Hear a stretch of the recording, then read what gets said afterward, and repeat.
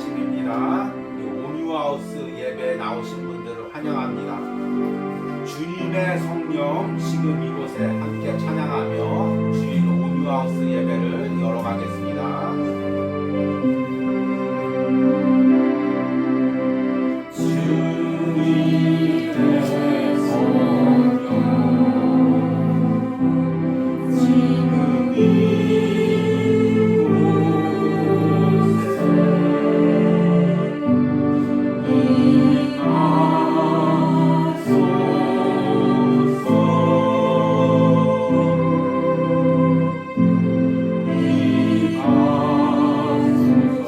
주님의 성령 지금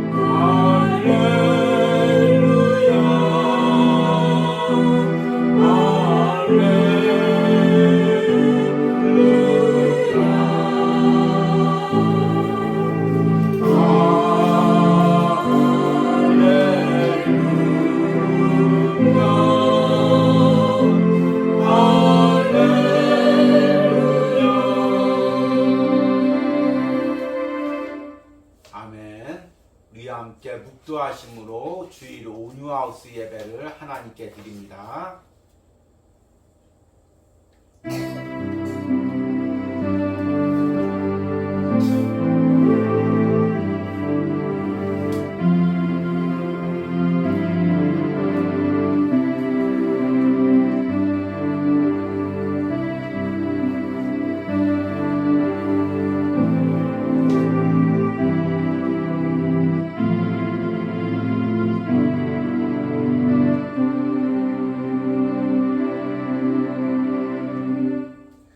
십자가의 도가 멸망하는 자들에게는 미련한 것이요 구원을 받는 우리에게는 하나님의 능력이라. 아멘. 하나님 아버지, 세상 사람들이 이해하지도 못하고 믿지도 못하는 예수 그리스도의 십자가를 우리에게 깨닫게 하시고 알게 하시고 또한 그것을 믿고 의지하며 사는 삶을 주심을 감사합니다. 하나님, 십자가를 통해 우리가 풍성한 구원의 은혜를 누리고 또 지금도 날마다 누리며 천국까지 걸어갈 수 있는 이 은혜를 주심을 감사합니다. 우리가 예수님께서 십자가에서 고난을 당하신 또 고난주간들을 준비하면서 또 부활절을 준비하며 다시 한번 십자가의 의미를 깨닫기로 납니다. 오늘 예배에 나온 심령들 가운데 성령님께서 은혜 주셔서 하나님의 지혜와 하나님의 능력인 십자가의 그 은혜를 깨닫게 하시고 또한 영상을 통해 이 예배에 참여하는 모든 심령에게도 동일한 은혜를 부어 주시옵소서. 이 예배 처음부터 끝까지 성령 하나님께서 임재하여 주시옵소서. 예수님의 이름으로 기도했습니다. 아멘. 우리 찬송가 150장 갈보리산 위에 함께 찬양하시겠습니다.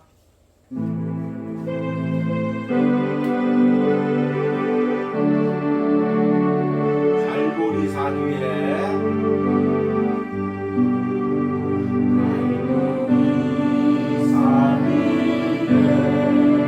십자가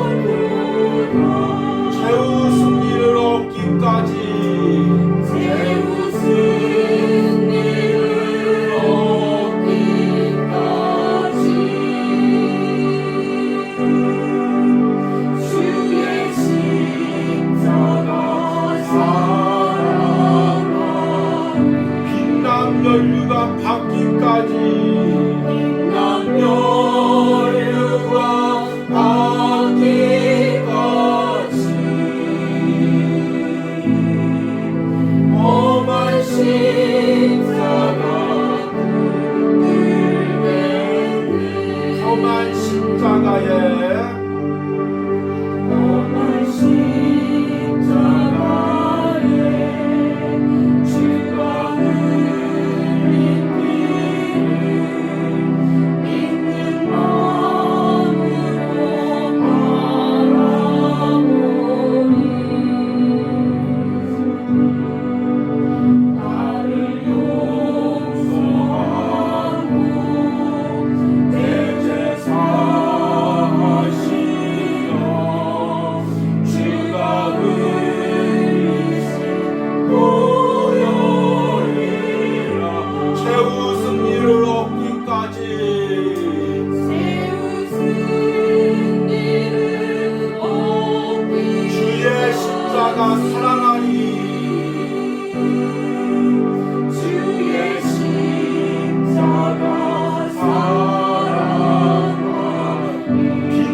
멸류관 받기까지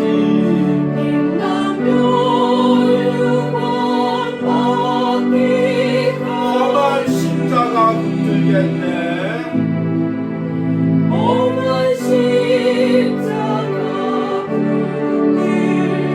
주님 예비하신 나의 본향집에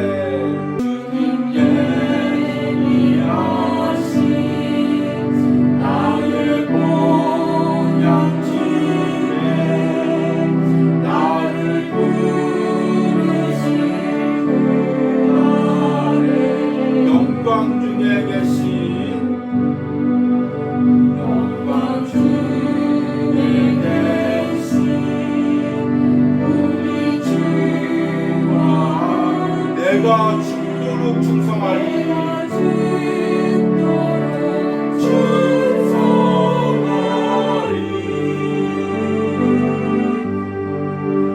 죄우 승리를 얻기까지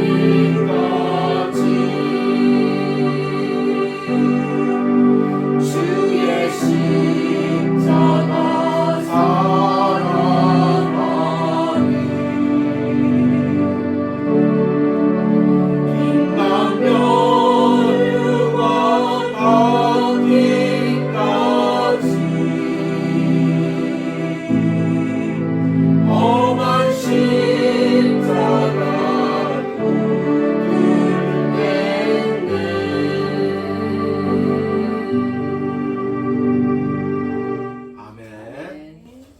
함께 사도신경으로 신앙 고백 드리겠습니다. 나는 전능하신 아버지 하나님 천지의 창조주를 믿습니다. 나는 그의 유일하신 아들 우리 주 예수 그리스도를 믿습니다. 그는 성령으로 잉태되어 동정녀 마리에게 나시고 본디오 빌라도에게 고난을 받아 십자가에 못 박혀 죽으시고 장사된 지 사흘 만에 죽은 자 가운데서 다시 살아나셨으며 하늘에 오르시어 전능하신 아버지 하나님 우편에 앉아 계시다가 거기로부터 살아있는 자와 죽은 자를 심판하러 오십니다. 나는 성령을 믿으며 거룩한 공교회와 성도의 교제와 죄를 용서받는 것과 몸의 부활과 영생을 믿습니다. 아멘. 우리 온유하우스 소식을 전해드리도록 하겠습니다. 이제 3월 하루를 살아가는 시편 묵상이 이번 주로 마무리됩니다. 이번 주 금요일이 3월 마지막 날입니다. 또 이날 또 이제 기도 나눔과 은혜 나눔으로 여러분들 찾아뵙겠습니다. 기도 나눔과 은혜 나눔으로 동참하실 분들은 이번 주 수요일까지 기도문이나 원고를 보내주시면 됩니다. 형식은 자유롭게 그냥 기도 제목을 보내주셔도 되고 나의 기도문을 보내주셔도 되고 또 시편 묵상을 통해 은혜 받은 내용, 작은 내용이라도 보내주시면 됩니다.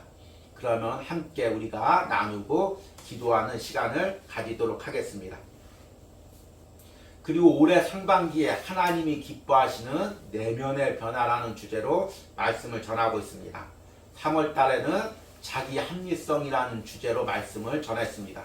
원래는 4주에 걸쳐 이 말씀을 준비했는데 이제 고난주간과 또 성찬식, 부활절을 앞두고 우리 이제 이번 주는 십자가에 대한 말씀을 전하고 다음 주는 이제 종려주일로 지키면서 또 성찬을 거행하겠습니다. 그래서 성찬에 대한 말씀을 전하도록 하겠습니다.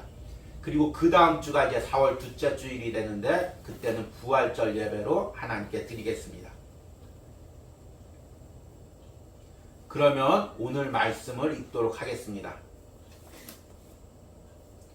오늘 말씀은 고린도전서 1장 22절에서 25절입니다. 제가 읽도록 하겠습니다. 유대인은 표적을 구하고 헬라인은 지혜를 찾으나 우리는 십자가에 못 박힌 그리스도를 전하니 유대인에게는 거리끼는 것이요 이방인에게는 미련한 것이로되 오직 부르심을 받은 자들에게는 유대인이나 헬라인이나 그리스도는 하나님의 능력이요 하나님의 지혜니라. 하나님의 어리석음이 사람보다 지혜롭고 하나님의 약하심이 사람보다 강하니라. 아멘.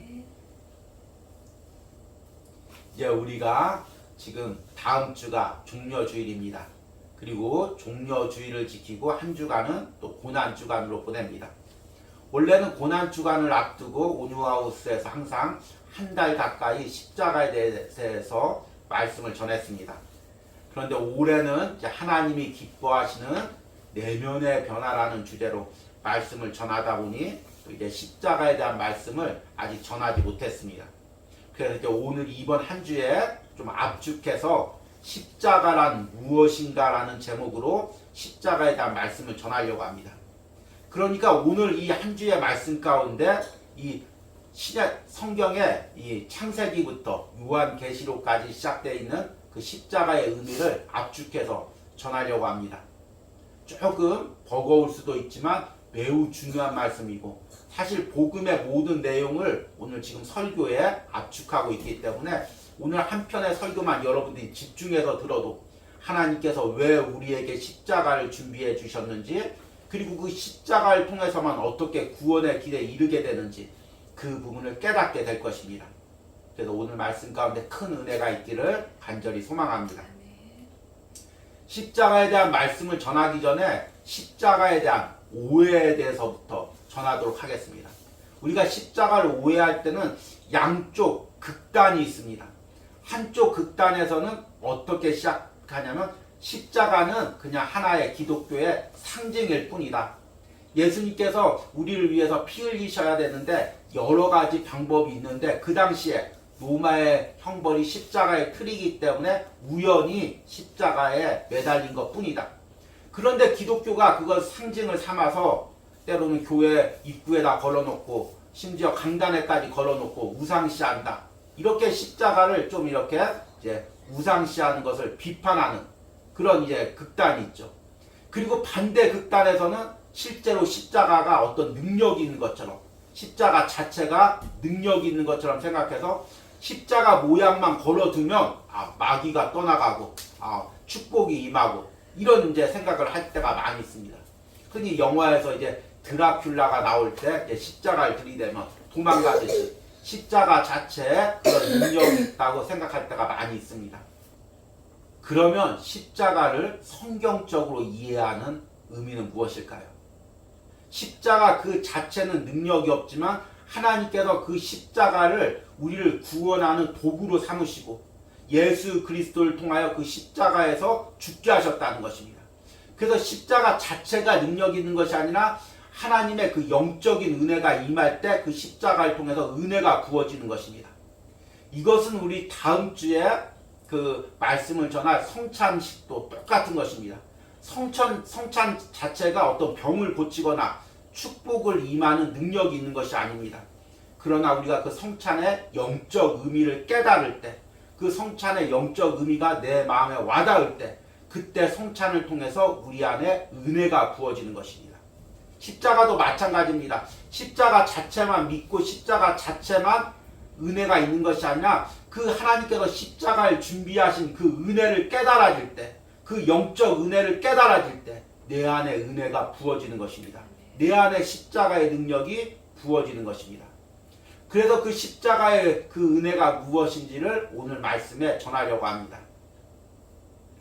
오늘 말씀에 보니까 이 초대교회에서도 이런 십자가에 대한 오해들이 있었습니다.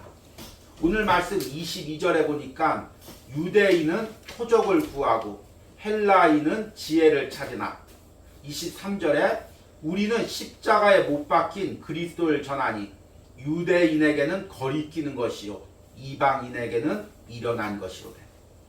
오늘 말씀에 이 유대인과 헬라인이 나옵니다. 유대인이란 이스라엘 백성들, 특별히 이제 그 바벨론 포로의 가운데서도 신앙을 지키고 그 팔레스타인 땅에 귀환해서 유대 나라를 세운 유대 지파를 중심으로 그 다시금 하나님을 신앙을 지킨 그 유대인들을 이야기합니다. 그리고 헬라인이란 당시에 로마 그리스 사회, 정치적으로 그 당시 로마가 지중해를 중심으로 전 유럽과 북아프리카 그리고 이제 지금의 이야기하는 중동 지역까지 다 점령하고 있었지만 그 당시의 문화는 그리스 문화였습니다. 그래서 이제 그것을 헬라 로마 문화, 또 그리스 로마 문화 이렇게 이야기합니다. 그래서 로마인들을 쉽게 헬라인이라고 부릅니다. 헬라 문화에 영향을 받은 사람들, 이 의미입니다. 그러니까 지금 그 당시에 초대교회에서 복음을 접하는 가장 먼저 접하는 사람들이 유대인 아니면 헬라인이었습니다. 그런데 그 유대인들은 무엇을 구하냐면 22절에 표적을 구한다고 이야기하고 있습니다. 표적을 다른 말로 이야기하면 기적입니다. 유대인들이 구하는 것은 기적을 구하는 것입니다. 다시금 메시아가 이 땅에 나타나서 모세가 출애굽하면서 10가지 재앙을 일으키고 홍해를 가른 것처럼 하나님께서 이 땅에 기적을 베풀어 주셔서 다시금 로마의 압제에서 이 나라를 구원할 그 기적을 구하고 있는 것입니다. 그리고 헬라인들은 무엇을 구하냐면 22절에 보니까 지혜를 찾는다는 것입니다. 소피아라는 거죠. 그래서 이 헬라 사람들은 그리스 철학의 가장 핵심은 무엇이냐면 지혜를 구하는 것입니다. 그래서 이 지혜는 무엇이냐면 굉장히 논리적이고 그리고 수학적인 것입니다. 사실 지금 우리 이제 현대 문화가 이 그리스 문화를 그대로 이어받은 것입니다. 중세 이후에 르네상스를 시작해서 르네상스가 무엇이냐면 그리스 문화를 다시금 복귀하는 것입니다. 그래서 그리스 문화에 가졌던 그 수학적인 지식들, 논리적인 지식들, 철학적인 지식들을 복귀해서 서양 문화에 지금 현대 서양 문화의 기초를 이룬 것입니다. 그러니까 그리스 사람들, 헬라 사람들이 추구하는 것은 지혜를 추구합니다. 논리에 맞는 것, 이치에 맞는 것, 합리적인 것, 그것을 추구합니다. 그런데 23절에 보니까 우리는 십자가에 못 박힌 그리스도를 전하니, 그 유대인들이 표적을 구하고 있고 그리스인이 지혜를 구하고 있는데 복음을 전할 때는 십자가에 못 박힌 예수 그리스도를 전한다는 것입니다. 그러니까 그것이 23절 후반절에 보니까 유대인에게는 거리끼는 것이 된다는 것입니다. 거리낀다는 말은 무엇입니까? 헬라어의 스캔달론이라는 말인데 지금 우리가 잘 쓰고 있는 스캔들이라는 단어입니다. 지금 스캔들이 굉장히 멋진 의미죠. 그런데 그 당시에 스캔들이라는 것은 추문, 더러운 소식, 듣기 싫은 소식. 유대인들은 지금 메시아가 나타나서 그 홍해를 가르는 거대한 기적 같은 것을 기대하고 있는데 그 메시아가 복음을 전할 때 메시아가 십자가에 못 박혀서 죽으셨어. 이야기라면 당시의 십자가는 굉장히 꺼리끼는 것이고 더러운 것이고 추악한 것인데 그런 메시아가 십자가에 죽으셨다고 이야기하니까 이것이 그들에게 거리끼는 것, 더러운 소식, 듣기 싫은 소식이 되는 것입니다. 그리고 이방인, 헬라인이죠. 헬라인에게는 미련한 것이 된다고 합니다. 미련한 것이란 헬라어로 이제 모리아라는 건데요. 어리석다, 이치에 맞지 않다는 것입니다. 헬라인들은 논리적인 걸 따진다고 했죠. 앞뒤가 맞아야 되죠. 근데 온 인류를 구원하기 위해서 예수 그리스도 하나님의 아들이 이 땅에 오셨다. 그 하나님이 십자가에 못 박혀 죽으셨다. 그렇게 이야기하니까 그것이 논리적으로 맞질 않아서 야 이거는 맞지 않는 얘기야. 앞뒤가 맞지 않는 얘기야. 그렇게 무시하고 외면했다는 것입니다. 그 당시에 십자가의 복음이 얼마나 천대받고 사람들에게 거리끼고 어리석은 것으로 들려졌는지를 이야기하고 있는 말씀입니다. 그런데 24절에 보니까 오직 부르심을 받은 자들, 구원을 받은 자들이죠. 그리스도인을 이야기하죠. 오직 부르심을 받은 자들에게는 유대인이나 헬라인이나 유대인이 구원을 받든 헬라인이 구원을 받든 그리스도는 하나님의 능력이요 하나님의 지혜니라. 지금 이 그리스도라고 부를 때 이제 앞에 구절 우리가 읽지 않았지만 십자가의 도에 대해서 이야기합니다. 21절부터. 그러니까 이 지금 그리스도라는 것은 십자가에 매달린 그리스도를 이야기하는 것입니다. 그러니까 십자가에 매달린 그리스도, 하나님의 우리에게 주신 십자가가 두 가지를 이야기하는데 하나는 하나님의 지혜이고 하나는 하나님의 능력이라는 것입니다. 그러니까 우리가 십자가를 가장 압축적인 단어로 이해하는 가장 좋은 단어는 무엇이냐면 하나님의 지혜이고 하나님의 능력이라는 것입니다. 이 부분이 이제 오늘 말씀의 핵심이죠. 첫 번째, 십자가는 왜 하나님의 지혜인가? 먼저 십자가는 하나님께서 오랜 기간 준비하셨던 것입니다. 우리는 이제 흔히 십자가가 우연히 예수님께서 십자가에 매달리신 걸로 그렇게 생각을 합니다. 그런데 십자가 자체를 하나님께서 오랜 기간 준비하셨다는 것입니다. 이 십자가를 언제부터 이제 하나님께서 구원하고 계획했는지에 대해서는 신학적으로 이제 우리 인간이 아담과 하가 타락하기 전부터 계획했다는 그 주장과 또 하나는 타락한 후에 준비했다는 그 계획이 있습니다. 이제 교리적으로는 타락 전부터 이제 준비했다는 게 맞고 성경 그 자체로만 보면은 성경에 나와 있는 언급으로만 보면은 인간이 타락한 후에 십자가에 대한 언급이 처음 나옵니다. 창세기 3장 15절입니다. 내가 너로 여자와 원수가 되게 하고 내 후손도 여자의 후손과 원수가 되게 하리니 여자의 후손은 내 머리를 상하게 할 것이요 너는 그의 발꿈치를 상하게 할 것이니라 하시고 아멘. 여기서 여자의 후손이란 죄된 아담의 그 유전에서 벗어나서 그 성령을 통해서 동정녀 마리아에게 오실 예수 그리스도를 의미합니다. 예수님은 남자의 후손이 아니라 성령을 통해서 여자의 후손으로 오신 것입니다. 그래서 오늘 여자의 후손이라고 이야기하고 있습니다. 그런데 그 여자의 후손이 예수 그리스도가 오늘 말씀해 보니까 내 머리를 상하게 할 것이라. 여기서 내 머리란 사탄을 의미합니다. 공중 권세, 세상의 죄된 권세를 잡고 있는 사탄의 머리라는 것은 권세를 의미하죠. 사탄의 권세를 깨뜨릴 것을 의미합니다. 그런데 사탄은 단지 예수 그리스도의 발꿈치를 상하게 한다고 이야기하고 있습니다. 발꿈치를 상하게 한다는 것은 겉으로는 커다란 어떤 상처를 주는 것 같지만 치명상을 입히지 못한다는 의미죠. 예수님이 십자가에서 죽으신 것이 바로 그것입니다. 예수님이 십자가에 죽으셨을 때 모든 게 끝난 것 같지만 사실은 그것이 발꿈치를 무는 사건일 뿐이었습니다. 예수님께서 다시 부활하셨고 십자가에서 우리 죄를 위하여 죽으심으로 모든 사탄의 권세를 깨뜨린 것입니다. 이게 바로 창세기부터 하나님께서 십자가를 준비한 계획이 성경에 나와 있습니다. 그리고 여러 번 반복하면서 하나님의 그 십자가의 계획이 구약에서부터 나와 있습니다. 하나님께서 왜 이렇게 오랜 기간 십자가를 준비해야 했을까요? 그것은 하나님의 공의를 만족시키기 위해서입니다. 여러분, 하나님의 성품이 여러 가지가 있지만 그 중에서 가장 그 대표적인 성품이 공의입니다. 하나님 공의란 죄에 대해서 반드시 그 대가를 묻는 것입니다. 우리 인간은 죄를 짓고도 다 잊어버릴 수가 있습니다. 또 죄를 짓고도 이 정도야 뭐 남들도 다 짓는다고 별게 아닌 것으로 생각할 수가 있습니다. 그러나 하나님 앞에서는 조금의 죄도 용납되지가 않습니다. 반드시 그 죄에 대해서는 죄의 대가를 물으십니다. 그래서 하나님께서 구약의 율법을 통해서 죄를 지으면 반드시 피를 흘리게 만드셨습니다. 그리고 나서 이제 나무에 매달린 모든 자에게 그 저주를 붙도록 하셨습니다. 그 말씀이 신명기 21장 22절에서 23절에 나와 있습니다. 사람이 만일 죽을 죄를 범함으로 내가 그를 죽여 나무 위에 달거든 그 시체를 나무 위에 밤새도록 두지 말고 그날에 장사하여 내 하나님 여호와께서 내 기업으로 주신 땅을 더럽히지 말라. 나무에 달린 자는 하나님께 저주를 받았음이니라. 이 말씀을 갈라디아서 3장 13절에 그대로 인용하고 있습니다.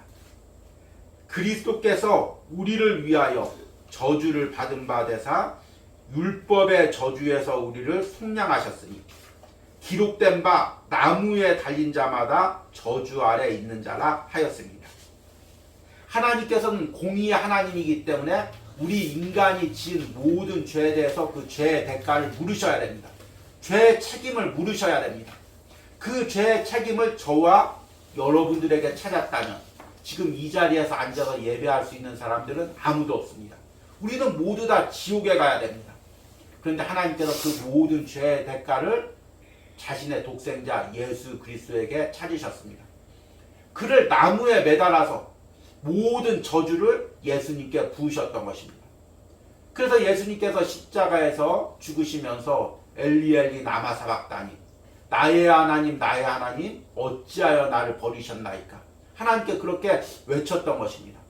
실제로 예수님께서 십자가상에서 하나님의 모든 인류에 대한 죄의 저주를 직접 다 받으시고 그 십자가상에서는 하나님께 버림받고 하나님께 모든 죄의 징계를 다 받은 것입니다.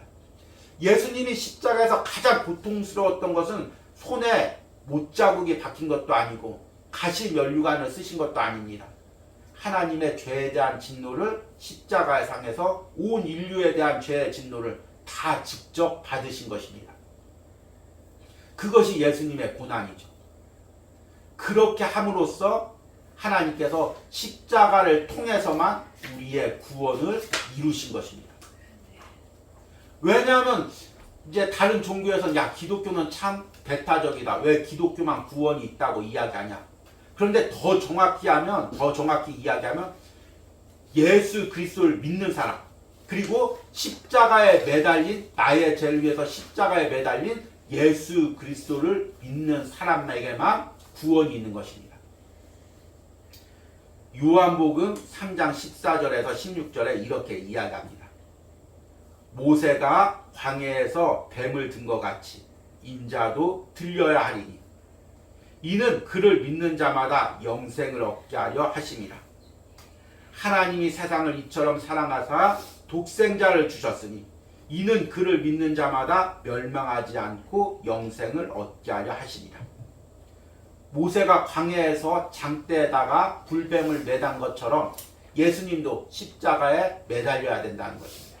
왜냐하면 그 십자가에서 온 인류의 죄의 대가를 예수님께서 다 치르셔야 되기 때문입니다. 그래야 온 인류가 구원을 받기 때문입니다.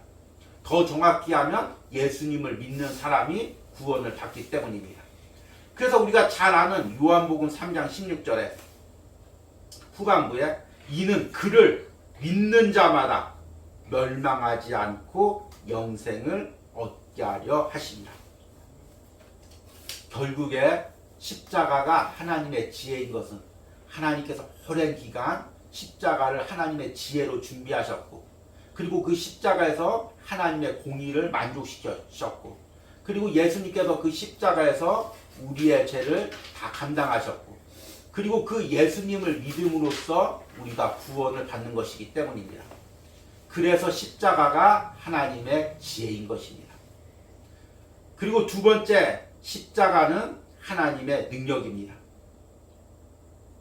십자가가 하나님의 능력이라는 말을 더 정확히 이해하기 위해서는 그 반대 의미를 적용해 보면 그 의미가 더 분명해집니다.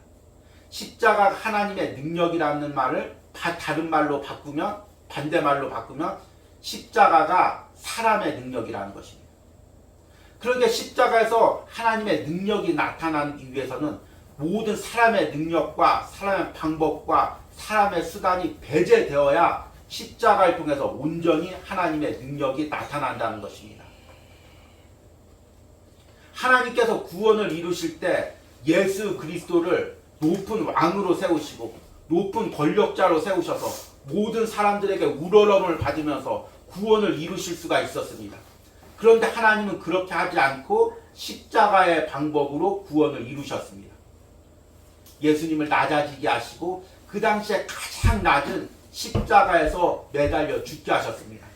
그리고 그 십자가에서 모든 사탄의 권세를 깨뜨리고 우리의 구원을 이루셨습니다.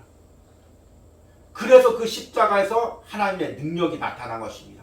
모든 죄가 깨어지고 모든 사탄의 권세가 떠나가고 지금도 우리가 십자가에 매달린 예수 그리스도를 붙들고 기도하면 하나님의 능력이 나타나는 것입니다.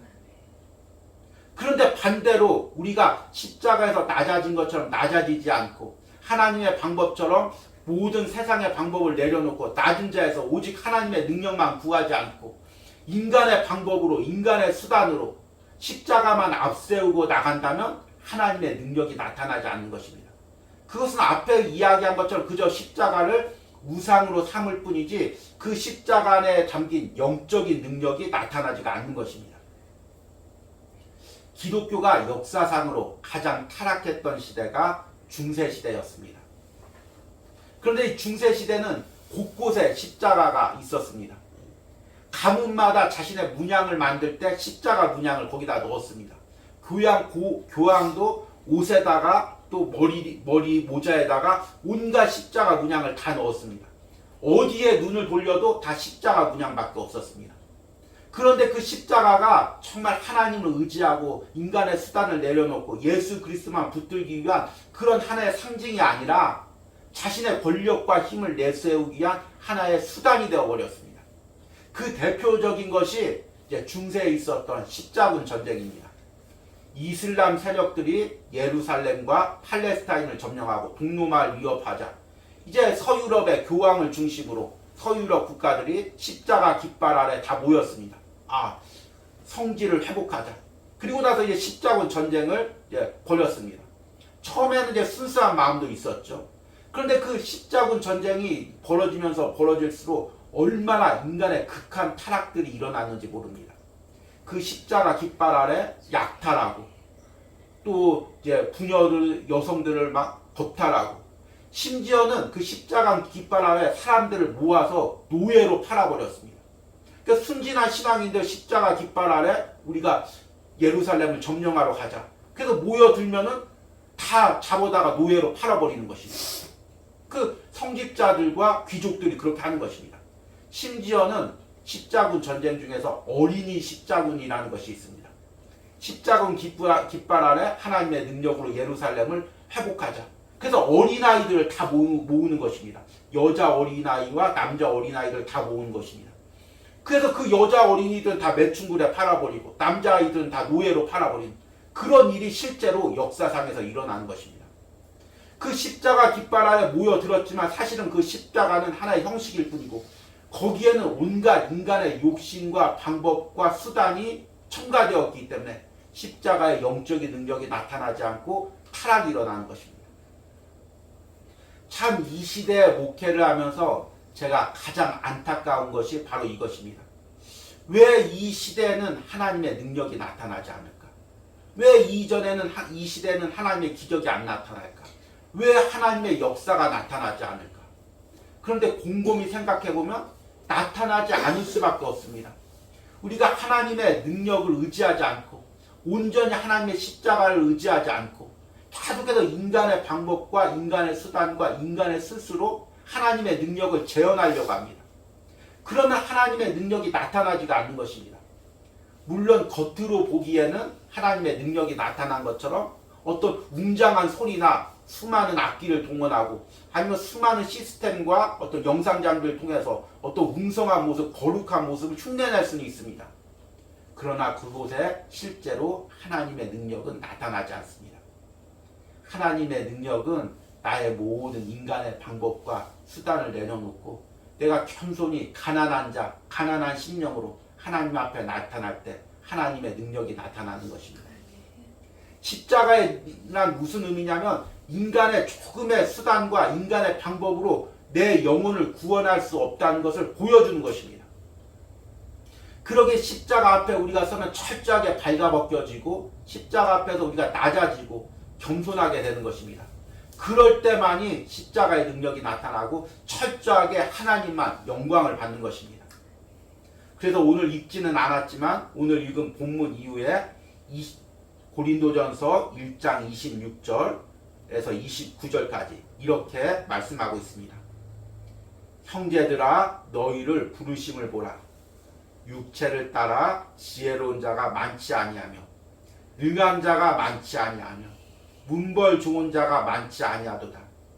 그러나 하나님께서 세상에 미련한 것들을 택하사 지혜 있는 자들을 부끄럽게 하려 하시고 세상에 약한 것들을 택하사 강한 것들을 부끄럽게 하려 하시며 하나님께서 세상에 천한 것들과 멸시받는 것들과 없는 것들을 택하사 있는 것들을 폐하려 하시나니 이는 아무 육체도 하나님 앞에 자랑하지 못하게 하려 하심이라.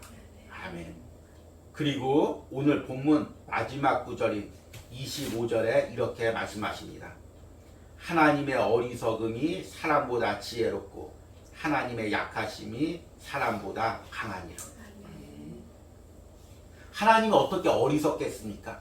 그런데 하나님의 모든 능력 중에서 가장 어리석은 부분들이 있다면 그것과 비교해서 사람들의 모든 지혜 중에서 가장 뛰어난 지혜와 비교해도 하나님의 어리석음이 사람들의 가장 뛰어난 지혜보다 더 지혜롭다는 것입니다.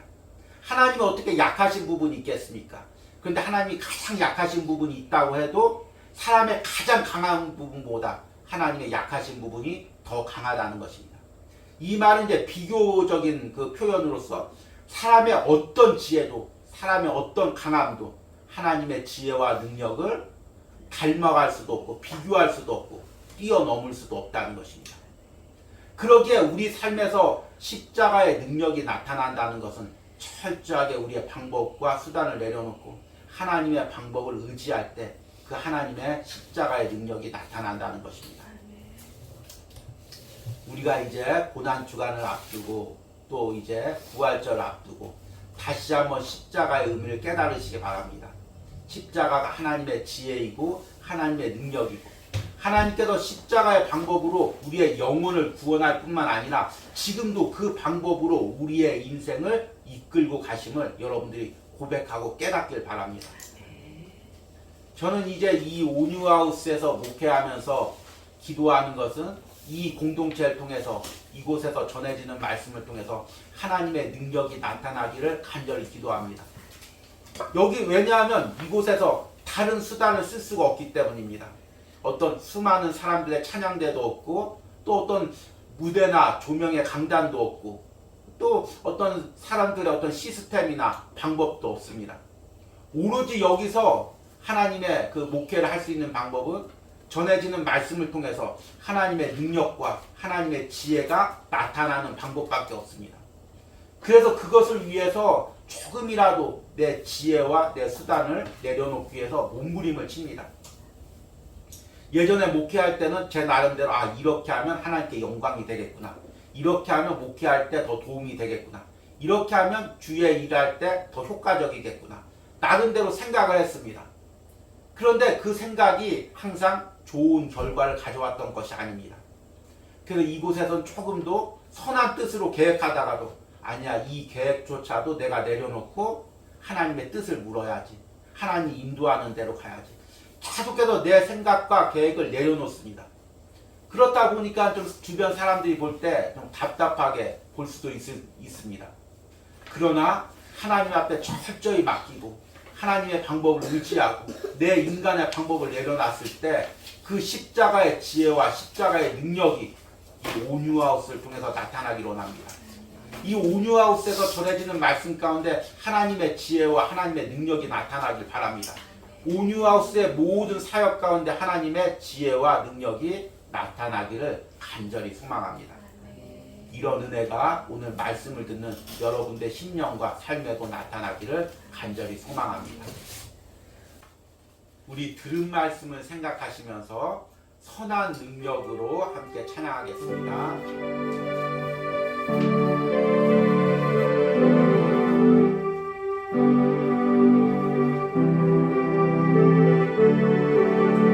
선한 능력으로 선한 능력을 받으시네 그 크신 발로 날 부르시네 절망 속에도 흔들리지 않아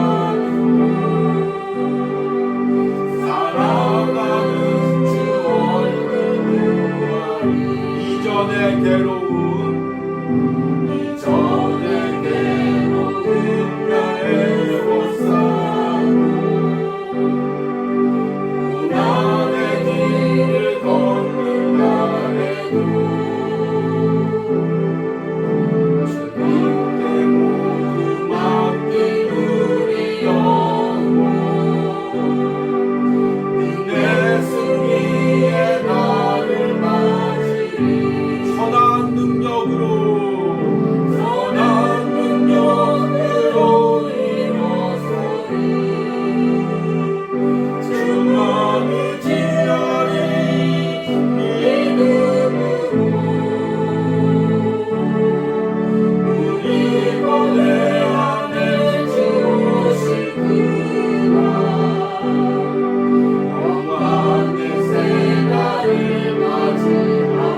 주님이 마신 고난의 승자는 우리도 감사하며 받으리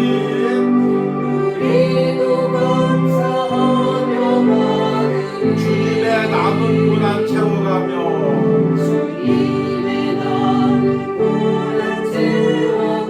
예수와 복음 위에 살리라 선한 능력으로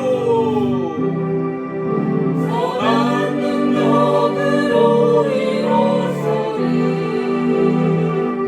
주만을 지하리 믿음으로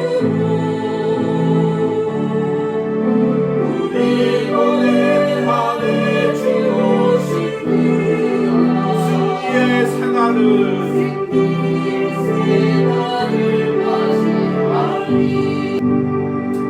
선한 능력으로 일어서리 주만을 지하리 믿음으로 우리 고대 안에 주오실 그 영광의 새날을 맞이하리 우리 들은 말씀 놓고 기도할 때 하나님 이 시간부터 내가 십자가의 방법으로 살아가길 결단합니다. 내 인간의 모든 방법들, 수단들, 생각들 내려놓고 십자가를 의지하고 십자가의 방법대로 살기로 결단합니다. 그 주여 부르고 기도하겠습니다. 주여 오늘부터 다시금 내가 십자가의 방법으로 살아가기로 결단합니다. 하나님 나의 모든 인간의 방법을 내려놓게 하여 주시옵소서. 주여 나의 모든 인간의 수단을 내려놓게 하여 주시옵소서. 오로지 주님을 의지하고 주님의 방법대로 살아가기로 합니다. 하나님 내가 모든 계획했던 그 모든 것들 아버지 내 생각에 좋았다고 생각했던 모든 것들 내려놓고 철저하게 십자가에서 낮아진 예수님처럼 낮아지며 십자가의 방법으로 살아가기로 합니다. 주여 성령님께서 모든 나의 생각을 깨뜨려 주시고 나의 모든 방법을 깨뜨려 주시고 주님께서 인도하여 주시옵소서. 주여 날 인도하여 주시옵소서. 주여 주님의 방법을 인도하여 주시옵소서. 주여 주님의 계획으로 인도하시고 함께하여 주시옵소서. 우리 이 시간 다시 한번 기도할 때 하나님 내 삶에서 십자가의 능력이 나타나게 하여 주시옵소서. 주여 나의 방법과 나의 계획들 내려놓을 때 하나님께서 이제 역사하여 주시고 내 삶에서 하나님의 기적이 나타나게 하여 주시옵소서. 우리 주여 부르고 기도합니다. 주여 내 삶에서 하나님의 능력이 나타나게 하여 주시옵소서. 주여 내 삶에서 하나님의 기적이 나타나게 하여 주시옵소서. 주여 내 삶에서 하나님의 역사가 나타나게 하여 주시옵소서. 주여 내가 간절히 주님만을 의지합니다. 주여 주님의 십자가만을 믿습니다. 주님 그 십자가에서 모든 악한 사탄들을 깨뜨렸고 하나님의 구원의 역사와 하나님의 능력이 내 삶에서 나타나기로 합니다. 주여 십자가만을 살게 하시고 십자가 느끼게 다시 하시고 십자가의 능력이 내 삶에서 나타나는 내가 이기는 자여 주시옵소서. 주여 나타나게 하시고 주님 붙들어 주시옵소서. 주여 은혜 주시고 함께하여 주시옵소서. 주여 붙들어 주시고 함께하여 주시옵소서. 주님께서 살수 중요한 가운데 은혜 주시고 함께하여 주시옵소서. 우리 마지막으로 우뉴하우스를 위하여 기도합니다. 하나님이 우뉴하우스 강단에서 십자가의 복음이 전해지게 하여 주시옵소서. 십자가의 능력이 나타나게 하여 주시옵소서. 하루를 살아가는 신경 묵상을 통해 하나님의 역사가 나타나게 나타나게 하여 주시옵소서. 이후에는 하나님께서 하나님의 방법으로 이 온유하우스의 사역을 이끌어 주시옵소서. 주여 부르고 기도합니다. 주여, 주님께서 이 온유하우스 강단 가운데 역사하시고 주여 기적을 베풀어 주시옵소서. 하나님의 말씀을 전파 가운데 십자가의 지혜가 선포되게 하시고 십자가의 능력이 나타나게 하여 주시옵소서. 말씀으로 영혼들이 변화되게 하시고 말씀으로 영혼들이 깨어지는 역사들이 일어나게 하여 주시옵소서. 하나님의 기적과 역사들이 일어나게 하여 주시옵소서. 하나님의 능력이 나타나게 하여 주시옵소서. 주여 하나님 하루를 살아가는 신령 일상을 위해 은혜 주시옵소서. 하나님 이번 주에 있을 기도 나누가 은혜 나누가 은혜 주시옵소서. 하나님 이후에 모든 온가운데 사역을 이끌어 주시고 하나님께서 귀한 준비해 주신 예배처 가운데 예배할 수 있는 공간들을 허락하여 주시옵소서. 주여 기적을 베풀어 주시옵소서. 주여 기적을 베풀어 주시옵소서.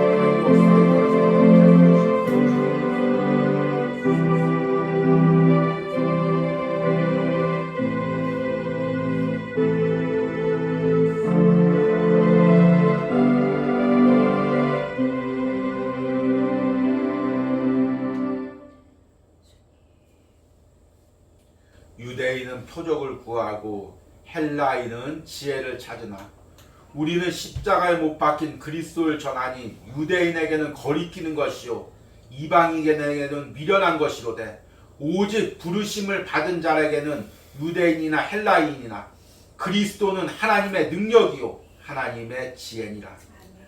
하나님 오늘 말씀을 통해 십자가에 매달리신 예수님께서 그 예수님을 믿고 의지하는 것이 곧 하나님의 지혜이고 하나님의 능력임을 깨닫습니다. 하나님 그동안 내 지혜와 내 능력으로 무언가를 해보려고 했던 모든 생각들을 내려놓습니다. 십자가 앞에 다 내려놓습니다. 이제 십자가를 의지하며 그 십자가만이 나의 구원이요 나의 능력임을 선포합니다. 이제 내가 세상의 방법이 아니라 세상의 생각이 아니라 세상의 계획이 아니라 십자가의 방법으로 십자가의 능력으로 살아가기를 결단합니다. 십자가에서 나타나신 하나님의 구원의 능력이 모든 사탄의 세력을 깨트린 예수 그리스도의 능력이 내 삶에서도 나타나게 하여 주시옵소서. 이런 은혜가 오늘 예배에 참여한 모든 심령 가운데 영상을 통해 예배하는 모든 심령과 가정 가운데 있기를 간절히 소망합니다. 이 시간에는 오늘 온유아웃을 통해 예물 드린 손길들 위하여 기도합니다. 하나님 또 온유하우스 예배를 시작하면서 항상 새벽마다 예물 드린 우리 목사님 하나님 축복하시고 무엇보다도 건강을 책임져 주시고 사역 가운데 기름 부어 주시고 하나님 사랑하는 두 자녀 하나님께서 책임져 주시옵소서. 하나님이 아버지가 되주시고 하나님이 어머니가 되주셔서 하나님 그 아이에게 필요한 모든 것들을 하나님께서 공급해 주시고 책임져 주시고 부족한 것들이 있다면 하나님께서 채워주시는 은혜가 있게 하여 주시옵소서. 하나님 새벽마다 온유하우스를 위하여 기도하는 권사님 하나님 무엇보다도 건강을 책임져 주시고 하나님 이제 또 항상 자녀들과 그 손자 손녀들 위하여 기도할 때 기도의 여종이 되게 하셔서 기도로 가정이 살아나는 은혜가 있게 하여 주시옵소서. 연약한 육신들이 회복되는 역사가 일어나게 하여 주시옵소서. 하나님 또 우리 매달 사업장에서 11조를 보내오시는 우리 권사님이 있습니다.